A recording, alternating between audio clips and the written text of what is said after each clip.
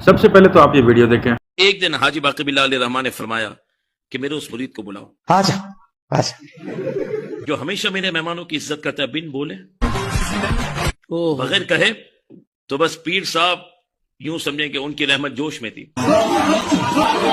मुरीद को कहा कि आज जो तुझे मांगना है मांग ले, इंशाल्लाह मैं तुझे दूंगा। वाह, इनके हाथ में सोने का लोटा दिया ना, फिर भी इन्होंने सिर्फ भीख ही मांगना है।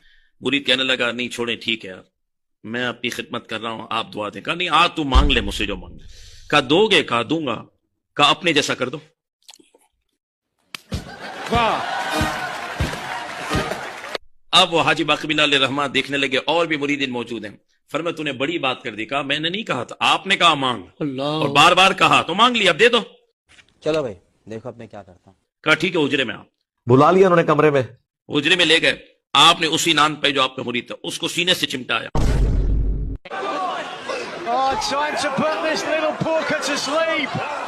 पूरा अपना रंग उस पे चढ़ा था। जब बाहर तशरीफ लाए तो पीर साहब जिंदा थे, मुरीद दुनिया से रुखसत हो चुका।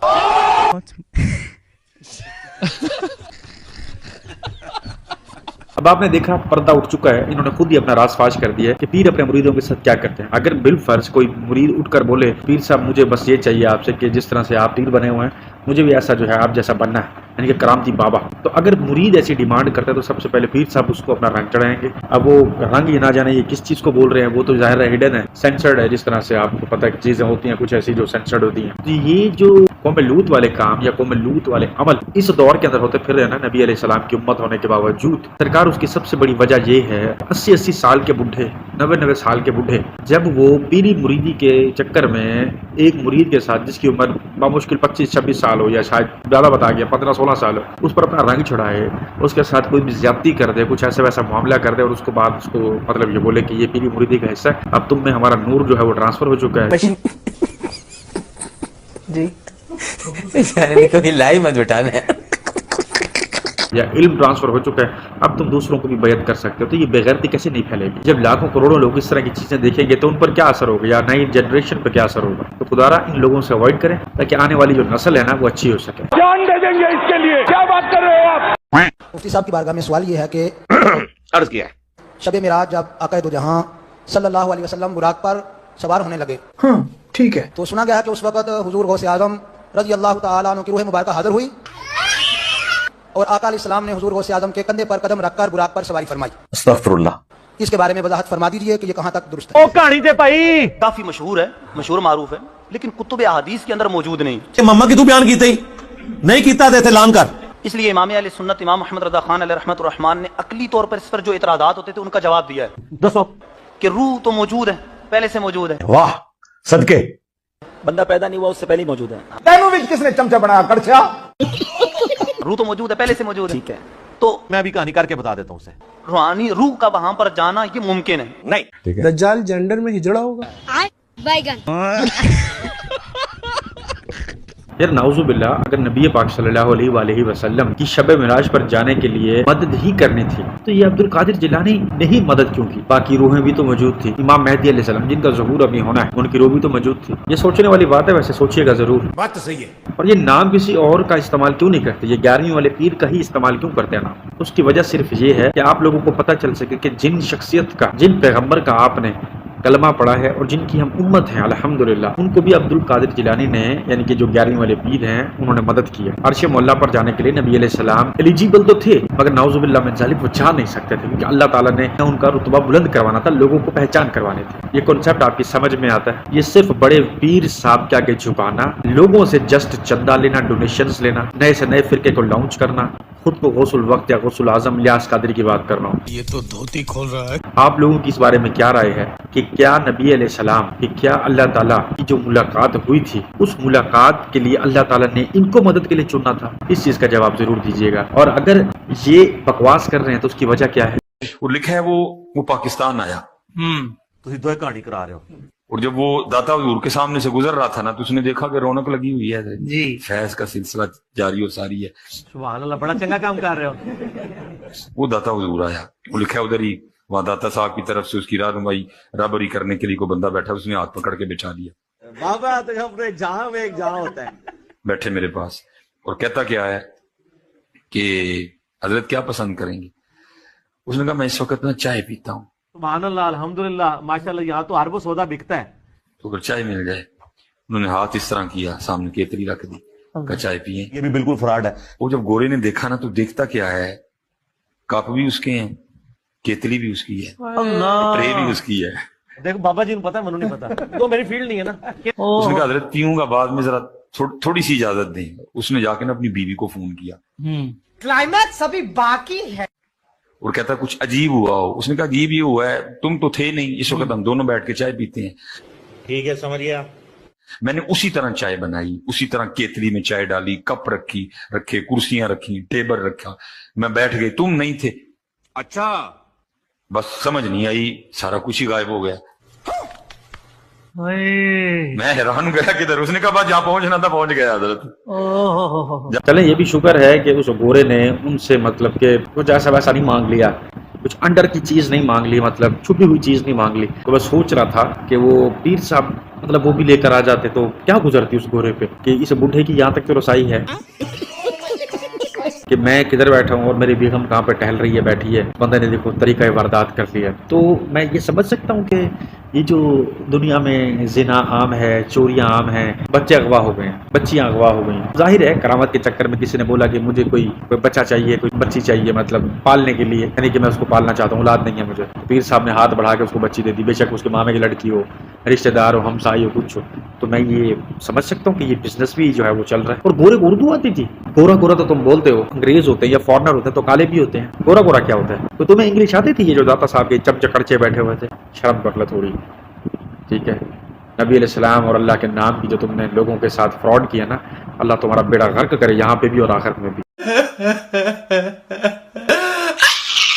اچھا یہ 3 ویڈیوز تو آپ نے دیکھ لی. ایک ویڈیو میں آپ کے لائے ہوں بہت کمال, آپ کے لیے تحفہ ہے, تحفہ. یاد کریں گے کہ یار عادی بھائی نے 12 ربیع الاول کے پاک مہینے میں کیا خاص تحفہ دیا.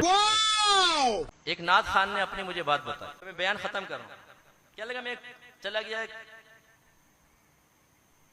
محفل میں, وہاں ایک پیر صاحب بیٹھے ہوئے تھے. میں نے شعر پڑھے, 2-4 اشارے پیر صاحب کی طرف کیے. پیر صاحب کا ہاتھ گیا جیب میں, دبا کے دیا, زبردست, بہت کمایا میں. پھر کہنے لگا کہ وہ میں حج پر جانا تھا مجھے, پیر صاحب نے بھی حج پہ جانا تھا. میں نے سوچا چلو ساتھ ہی چلے جائیں گے, لیکن وہ جا نہیں سکے, پیر صاحب رک گئے. تو میں چلا گیا حج پر, واپس آیا, اسی جگہ نعت خوانی ہوئی. میں نے کہا چلو آج بھی پیر صاحب ہوں گے, تھوڑے 2-4 اشارے ہوں گے تو اچھا مل جائے گا. لیکن میں وہاں پہنچا تو وہ پیر صاحب تھے ہی نہیں. اچھا جی کوئی بات نہیں, تو وہ پیر صاحب تھے ہی نہیں. کہنے لگے یار میں نے سوچا, اب مجھے بتا رہے تھے, کہنے لگے میں نے سوچا کہ اب پیر صاحب ہوتے تو بڑا مسئلہ, بڑا مزہ آ جاتا, کمائی اچھی ہو جاتی. کہنے لگے ایک دم میرے ذہن میں آئیڈیا آیا. میں نے ان کے ایک مرید کھڑا تھا, اس سے کہا کہ پیر صاحب کو مبارکباد دیجیے گا, ماشاءاللہ ہم نے ساتھ ہی طواف کیا تھا اور سرکار کے روزے پہ ساتھ ہی حاضری ہوئی تھی. مرید کی آنکھیں ایک دم پھٹیں کہ یار پیر صاحب تو گئے نہیں, یہ کیسے؟ وہ بھاگا, اس نے جا کر کہا پیر صاحب وہ تو ایسا نعت خان ایسا کہہ رہا ہے, آپ کو مدینے میں دیکھا, مکے میں دیکھا. وہ پیر صاحب نے چھلانگ لگائی, چھت تک گئے ایک دم. وہ بسیں تیار کرو, 5-6 بسیں لے آئے نا, آ کے بیٹھے ہو. اس نے کہا اتنا مجھے پیسہ دیا کچھ حد نہیں. پھر آخر میں جب میں چلنے لگا تو پیر صاحب قریب آئے اور آگے کہنے لگے آخر تم نے فقیر کا راز فاش کر ہی دیا نا.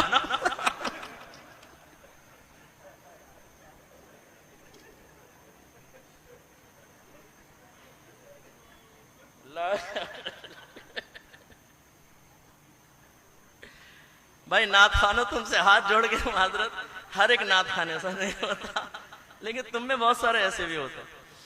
تو خلاصہ کلام یہ ہے کہ بس اللہ نہ کرے, نہ میں نعت خانی کا مخالف ہوں, سنی ہوں اللہ کے کرم میں, ہمارے رگوں کے اندر نعت خانی ہے.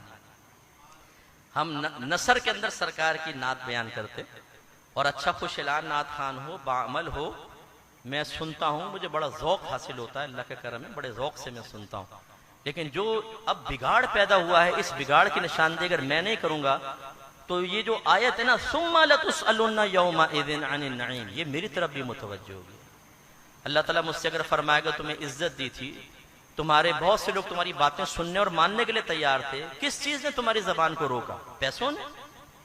ان کی زبان سے نکلنے والے تعریفی الفاظ نے، یا تم نے اپنی شخصیت کو تنقید سے محفوظ رکھنے کے لیے کہ مجھے کوئی برا نہ کہے؟ کیونکہ ہمارے بعض اسی لیے کچھ نہیں کہتے، یار ہم کیوں برا بنے؟ بھائی برا بننا پڑتا ہے۔ ہر نبی دنیا میں تشریف لائے، انہوں نے اس بات کی پرواہ نہیں کی کہ قوم ہمیں کیا کہے گی، انہوں نے اس بات کی پرواہ کی کہ اللہ تعالیٰ کا پیغام پہنچانا ہے اور کیسے پہنچانا ہے۔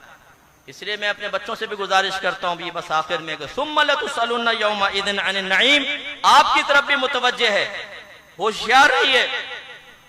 اگر آپ نے یہ جو عالم ہونے کی نعمت ہے، علم کی نعمت ہے، عزت کی نعمت ہے، اگر آپ نے اس کا صحیح حق ادا نہیں کیا تو ہو سکتا ہے میدان معاشر میں اللہ تعالی ہمیں کھڑا کرے اور ہم سے حساب۔ ہاں جی، دیکھ لیا آپ نے ویڈیو، پتہ چل گیا آپ کو کہ کس طرح سے نعت خواں حضرات یہ جو 12 ربیع الاول کے حوالے سے جھنڈے اور نعرے بازیاں لگاتے ہیں، اور یہ 11ویں شریف کے قصیدے یاد کیے ہوئے ہیں، نعتیں یاد کی ہوئی ہیں، ماشاءاللہ اچھی بات ہے، پڑھنی چاہیے، سورت اچھی چیز ہے، پاک چیز ہے، لیکن جو اس کے نام پر یہ چندے لیا کرتے ہیں، بکنگ چلتی ہے، وہ سارے معاملات یہی ہوتے ہیں۔ مثال کے طور پہ کیسے پیر کے پاس آپ چلے گئے، اس کے 10,000 20,000 جو ہے وہ فالوورز اس کے سامنے بیٹھے ہوئے ہیں، آپ نے ان کی تعریف کے پل باندھے ہیں، مریدوں کو ولولہ اٹھائے، اور پیر صاحب بھی خوش ہوئے۔ ظاہر ہے کہ اپنی تعریف کسی کو کوئی ایسی شخصیت بتا دیں جس کو اپنی تعریف جو ہے وہ پسند نہ ہو، سوائے نبی علیہ السلام کے علاوہ۔ ان کو صرف اور صرف رب العالم کی جو ہے اللہ پاک کی تعریف بہت پسند تھی۔ آپ کو تو کوئی سجدہ بھی کرتا تھا تو آپ اسے منہ پھیر لیا کرتے تھے اور ڈانٹ مارا کرتے تھے کہ سجدہ صرف میرے اللہ کو ہوتا۔ توحید پرست تھے نبی علیہ السلام، الحمدللہ ہم اس نبی کے ماننے والے، وہ قبر پرستی کو پسند نہیں کرتے تھے۔ تو یہاں پر جب پیر صاحب کو پتہ چل جانا کہ یار یہ نعت خواں میری بہت زیادہ تعریف کر رہا ہے میرے ہی مریدوں کے سامنے، تو وہ ایک دفعہ ایسے ہاتھ اٹھاتا ہے اور بس پھر میں کہتا ہوں وہ 2 ٹکے کا نعت خواں جو ہے نا، تو 3 4 یا شاید اس سے بھی زیادہ لاکھوں کا مالک بن جاتا ہے صرف چند لمحوں میں۔ ولی اللہ کا مطلب صرف اتنا ہوتا ہے، اللہ کا نیک انسان ہے، کوئی نماز قضا نہیں کی، بالفرض قضا ہو بھی گئی تو کوئی گناہ نہیں، کوئی موت نہیں آ جائے گی، انسان ہے، ہو جاتے ہیں معاملات۔ امید کرتا ہوں آپ کو ہر چیز کی سمجھ آ چکی ہوگی، میری کلیئرفیکیشن کی بھی سمجھ آ چکی ہوگی، ایکسپلینیشن بھی آپ کو سمجھ آ چکی ہوگی۔ تو یہ ویڈیوز آپ کو کیسی لگی یہ کمنٹس میں آپ نے ضرور مجھے بتانا ہے۔ رکھیے گا، بہت سارا خیال دیجیے گا۔ ٹیک کو اجازت، اللہ حافظ۔